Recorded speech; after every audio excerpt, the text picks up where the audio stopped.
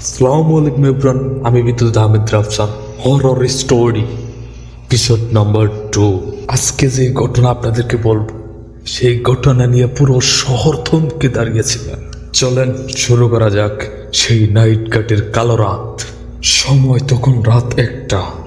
Shopping মলে security গার্ডের শুধুই লাইটের টর্চের আলো ঘোরাঘুরি করছে। পুরোটি মল ঘনশূন্য, শুধু তার ভোট জুতার শব্দে প্রতিধ্বনিত হচ্ছে।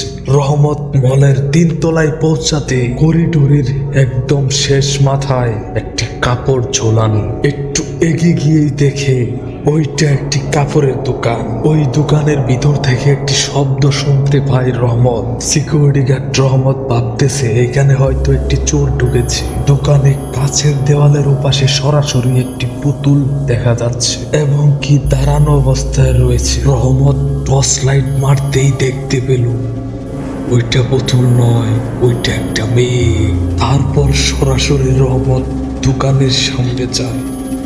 সামনে যাওয়ার পর চাবি দিয়ে দোকানটা খোলার পর ভিতরে ঢুকে সেখানে দেখে কেউ নেই, শুধুমাত্র একটি পুতুল দাঁড়িয়ে আছে।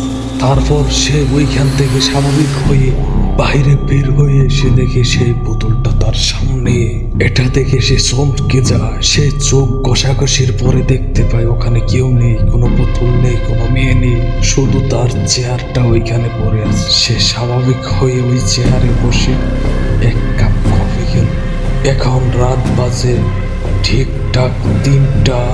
তারপর আবার দেখে দোকানের ভিতর থেকে কি যেন একটা শব্দ আসতেছে। মনে হচ্ছে ভয়ঙ্কর একটি মেয়ে চিৎকার করতেছে, তাকে ডাকতেছে বাঁচাও বাঁচাও বলে। সে দৌড়ে 3 তলায় যায়।